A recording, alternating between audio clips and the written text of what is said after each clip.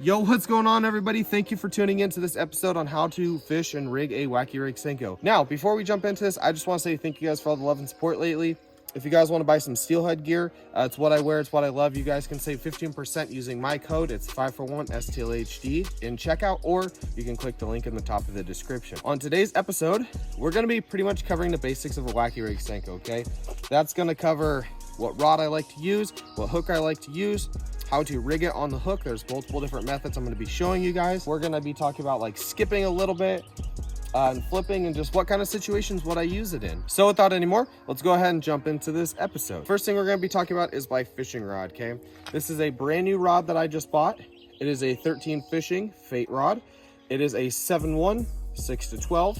It is a, I believe it's a moderate fast. Yeah, so it's just a regular fast. It has medium power. This rod is super good because it has a pretty light tip, so if I'm skipping somewhere, I can feel those bites. A lot of the time, because I'm running 30-pound Power Pro, just straight braid, I'll see my line jump. So when a fish grabs it, my line will like jump across the water. Not jump isn't a term where I see my line kind of slide across the water, as in a fish grabbed it and is running off with it. Now on down to the hook. I personally like to use, they're called octopus hooks. I know a lot of you guys over on the East Coast probably don't know what I'm talking about, or down Florida, Georgia, but they're just a hook like this. I personally like these hooks because they have a deeper shank right here. I feel like my Senko holds a lot better. Yes, I do like using red. I don't think the bass care if it's red or black. I'm personally use both, and I catch just as many fish on each. Now in my pocket here, we have a couple things, okay? We have 2 Senkos, and we have a wacky rigging tool. Now I'm going to show you guys how to rig up without and with a wacky rig tool. So first, what we're going to do is we're going to rig without a wacky rig tool, okay? Now on multicolored Senkos, there's a couple different ways you can do it, okay? You guys can pick the middle of it, right? Middle of the Senko between each end, and just stick the hook right on there, okay? So you can see there, it looks pretty even on both sides. I am just through the middle of the hook. But something else you can do, and this is kind of an interesting fact, is you can actually come up here to the head more, okay? You can stick it through so it's almost weighted more one way. So when you're twitching it underwater, it's gonna flop a lot different. And I actually even did it a little bit more, farther than I should have. Go maybe back towards the collar a little bit.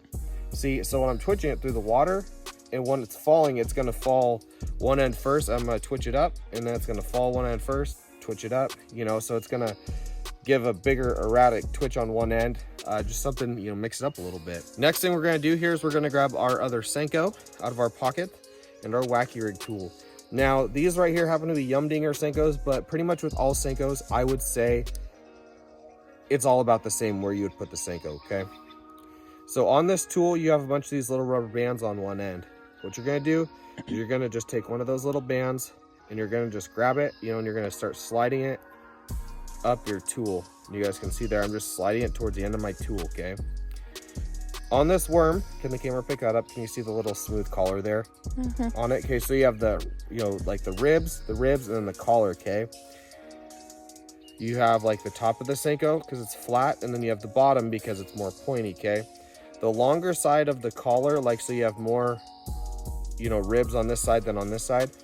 You're gonna take and put the shorter end of the Senko into it, and you're gonna push it to that where that collar is just at the end of the tool. You're gonna take your rubber band and you're gonna slide it over, okay? That's how you perfectly place it in the middle. That's just what I like to do. I think that works awesome. Now what you're gonna do is you're gonna come over here and you're gonna take your hook, okay? You're gonna take your rubber band and you're just gonna go underneath the rubber band and kind of through the Senko just a little bit, but not a lot, okay? That way that rubber band is now just being held on to the bottom of that hook. Now, we're gonna go ahead and just talk about like, what would I use this for, okay? Now, I see a lot of people, especially on all these other YouTube channels, and they say, oh, Senkos don't catch big fish. Senkos don't catch big fish. They only catch numbers. On a little video I did a little while ago, personally, I believe 5 out of my top 10 biggest bass I've caught have been on wacky rig Senkos, and they're super effective. It's kind of like a caterpillar falls out of a tree, a bass comes and eats it, that's kind of the same effect you're going for. Or you don't know what this could look like. It could look like anything to those fish, right? A night crawler falls out of a tree. It doesn't make any sense, right? But to the bass, it doesn't really matter.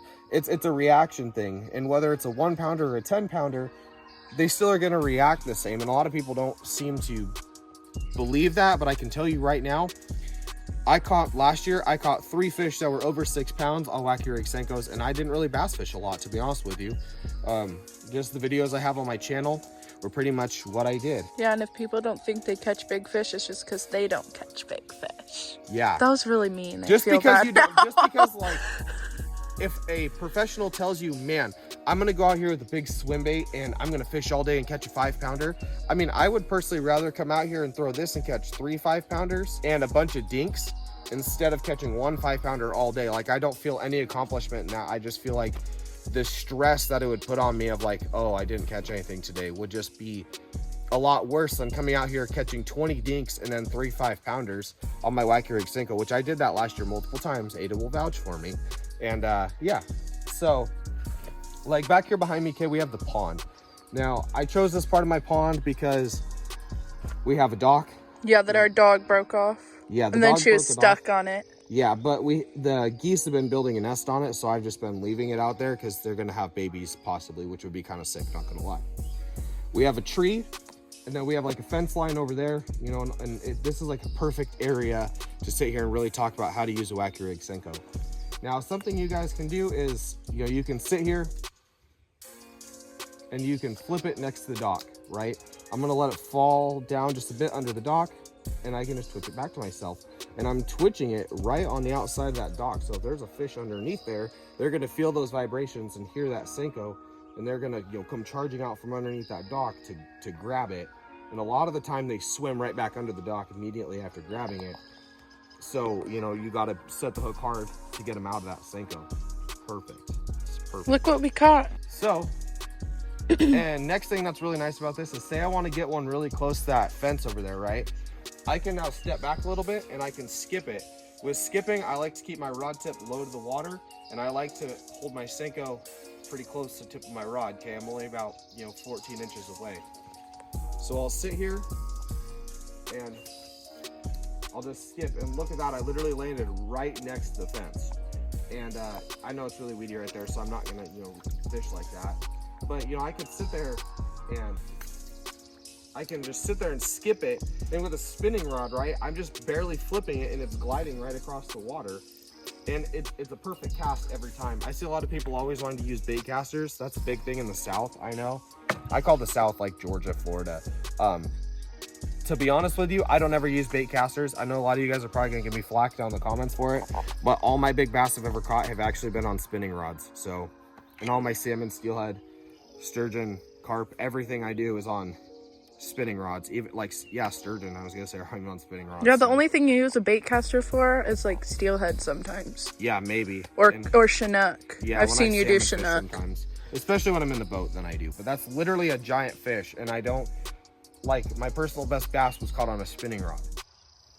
So I don't know. I don't really think that you gain much from using a bait caster, besides it just becomes more technical. And I can be just as finesse, if not more finesse, with this than somebody with a bait caster can. And that, yeah, that's pretty much gonna do it. So what we're gonna do now is we're just gonna have a little like clip pop up of just the other day I caught like probably about a 2.5 pounder on a Wacky Rig Senko on actually like a $10 rod I had in the back of my car. I stopped with my dad at a pond really quick. I flipped my Senko, I messed up like 15 times, and then I finally caught a fish. I actually, literally the cast before, I had actually just caught like a little dink, which will pop up an image right now on the screen. And that fish, you know, did eat a Wacky Rig Senko, and same thing with the next fish. So yeah, hopefully you guys enjoy that clip. After that, we're gonna cut the video, so make sure you guys do subscribe, leave a thumbs up, watch this little clip, and thank you guys for watching this video. Oh, no. Thank God. Horrible cast.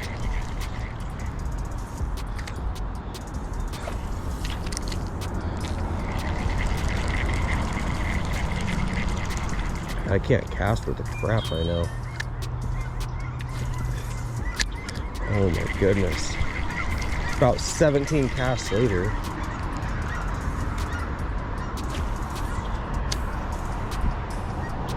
Perfect.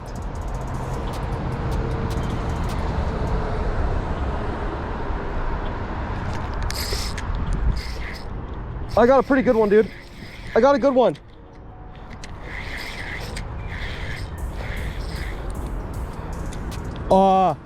It's pretty heavy. Oh, dude, it's a big one. Dude, it's a big one. It's actually a big one.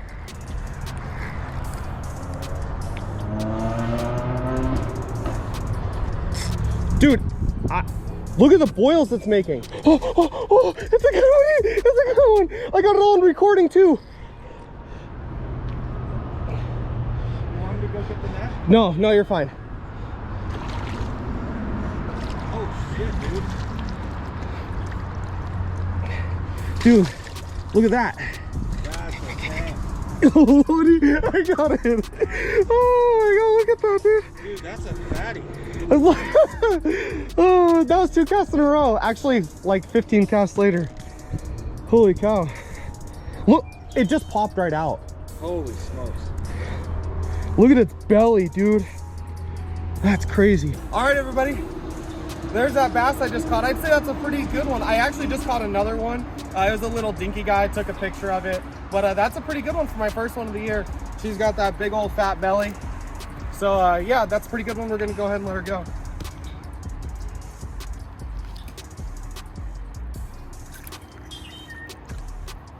There she goes.